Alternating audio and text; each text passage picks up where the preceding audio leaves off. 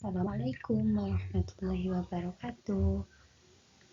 Berjumpa lagi dengan saya Aisyah Tusadia. Nah, di sini saya akan membahas atau mempresentasikan buku tentang pengantar studi Islam, di mana pengarangnya adalah Bapak Dr.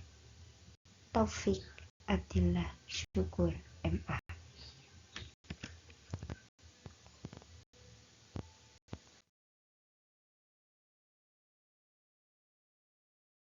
Di sini kita sudah sampai di bab 9. Nah, bab 9 ini adalah bab terakhir di buku ini.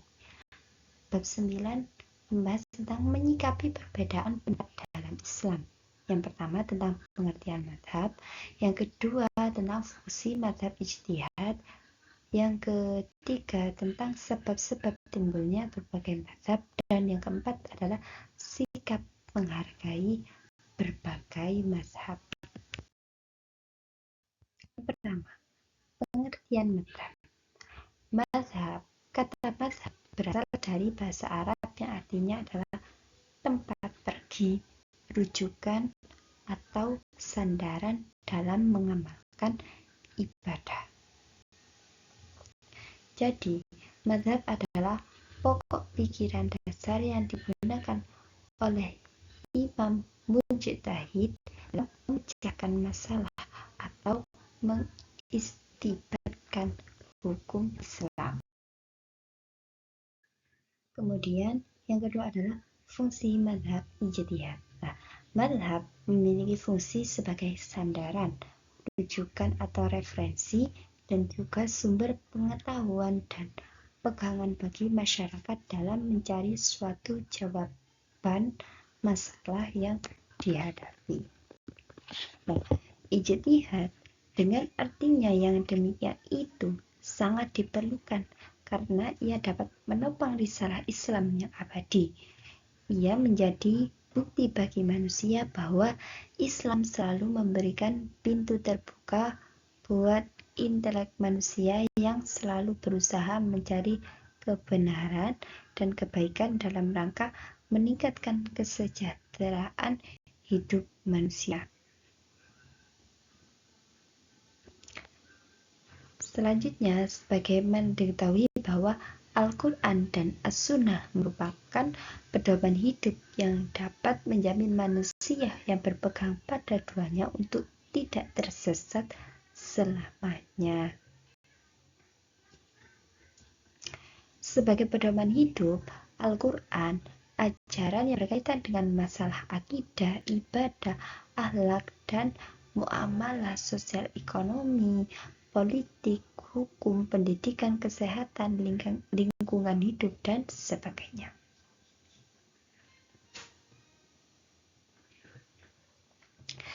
Nah, guna menjamin hasil ijtihad tersebut benar-benar dapat dipertanggungjawabkan baik secara akademik dan moral, maka seorang mujtahid yang dapat melakukan ijtihad tersebut diharuskan memiliki persyaratan yang ketat, antara lain yaitu menguasai bahasa Arab dengan segala cabangnya, menguasai ilmu Al-Quran dan ilmu hadis dengan berbagai cabangnya, menguasai ilmu fikih dan ilmu usul fikih, memiliki keahlian ilmu tertentu, memiliki kepribadian dan akhlak yang mulia, serta kesungguhan untuk memajukan dan memuliakan Islam. Kemudian pembahasan yang ketiga yaitu sebab-sebab timbulnya berbagai mazhab. Terdapat sejumlah faktor, beberapa faktor yang menjadi penyebab lahirnya berbagai mazhab sebagai berikut. Yang pertama, adanya ayat-ayat Al-Quran yang memiliki makna yang lebih dari satu arti atau ayat musytarak, makna yang multitafsir, interpretable, makna yang tidak tegas, mutasyabihat, makna yang global, dan juga ada makna yang singkat.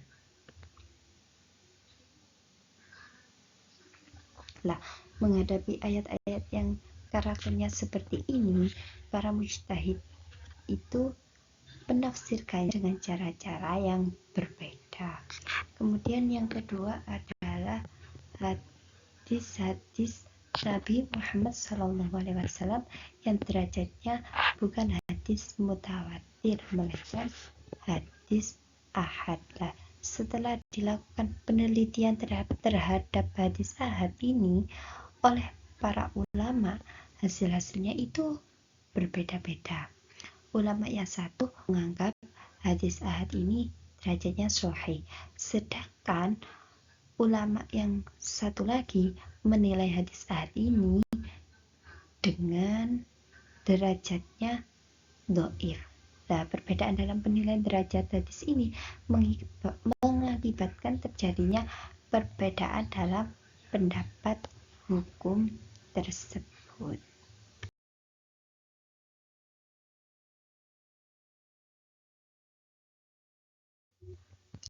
Yang ketiga, adanya perbedaan kondisi geografis dan lingkungan sosial. Sebagaimana diketahui, di antara para ulama mujtahid tersebut bertempat tinggal di wilayah yang keadaan geografis dan lingkungannya berbeda-beda antara yang satu dan yang lainnya. Kemudian yang keempat itu tingkat kecerdasan, wawasan, dan kejeniusan mujtahid. Kegiatan ijtihad atau mengeluarkan produk hukum yang lainnya telah ada sejak zaman Rasulullah SAW dan para sahabatnya. Sebagai manusia biasa, Rasulullah juga sering berijtihad, dan ijtihadnya ada pula yang dikoreksi oleh Allah Subhanahu wa Ta'ala. Demikian pula dengan para sahabat juga sering berijtihad karena tingkat kecerdasan, wawasan, dan kejeniusan sahabat juga berbeda-beda, maka hasil ijtihadnya juga berbeda-beda. Kemudian yang kelima, pertentangan politik. Sejarah mencatat bahwa antara Khulafaur Rasyidin yang keempat, yakni pada zaman Ali bin Abi Thalib, terjadi pertempuran dengan Muawiyah bin Abi Sufyan di Siffin karena memperebutkan kekuasaan.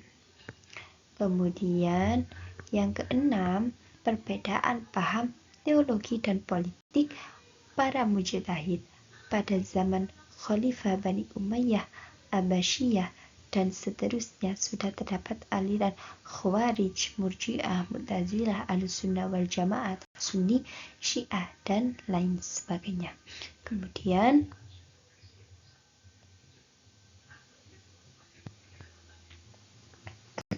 yang ketujuh, perbedaan bidang keahlian dan latar belakang pendidikan para mujtahid.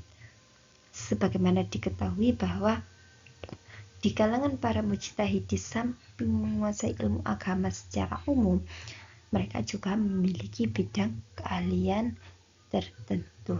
Di antaranya mereka ada yang ahli fikih, ahli hadis, ahli tasawuf, ahli kalam, dan lainnya. Dari berbagai bidang keahlian yang mereka miliki ini juga berpengaruh ke dalam hasil ijtihad mereka. Demikian juga latar belakang pendidikan yang mereka tempuh, termasuk para guru tempat mereka menimba ilmu, juga mempengaruhi hasil ijtihad para mujtahid. Berdasarkan uraian tersebut, maka perbedaan pendapat tersebut bukan lahir dalam ruang yang hampa, melainkan lahir karena adanya faktor yang mempengaruhi.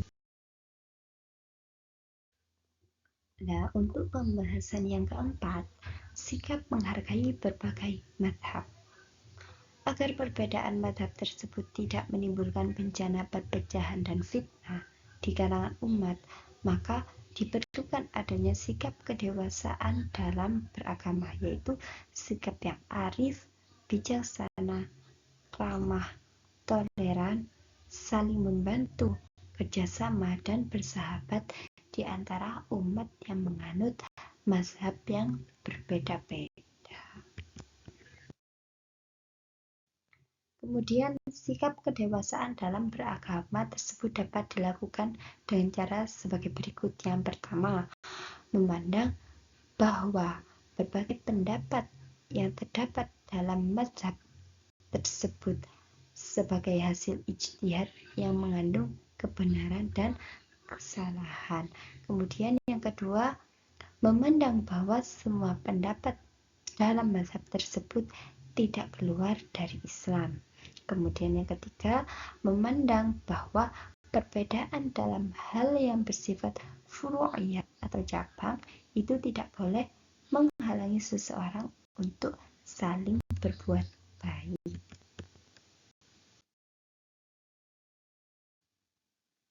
Yang keempat, bersikap saling menghormati, menghargai, memuliakan, dan memberikan peluang kepada masing-masing mazhab untuk meyakini, memahami, menghayati, dan mengamalkan paham mazhabnya itu dengan tenang, tidak ada yang mengganggu. Kemudian yang kelima, membangun dialog dan kerja sama di antara para penganut mazhab tersebut. Yang keenam, memandang bahwa perbedaan mazhab merupakan sebuah realitas dan keniscayaan yang tidak dapat ditolak.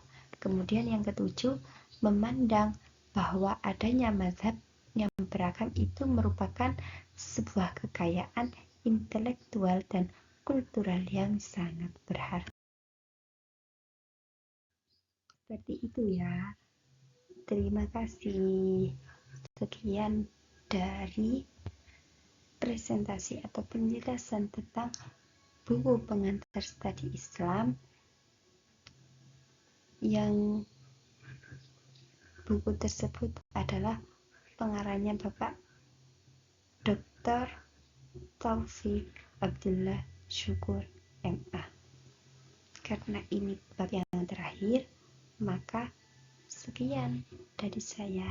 Terima kasih. Mohon maaf apabila ada salah kata atau salah penulisan mulai dari bab pertama sampai bab 9 yang terakhir ini. Mohon maaf yang sebesar-besarnya. Terima kasih. Sampai jumpa jika ada tugas lagi. Terima kasih.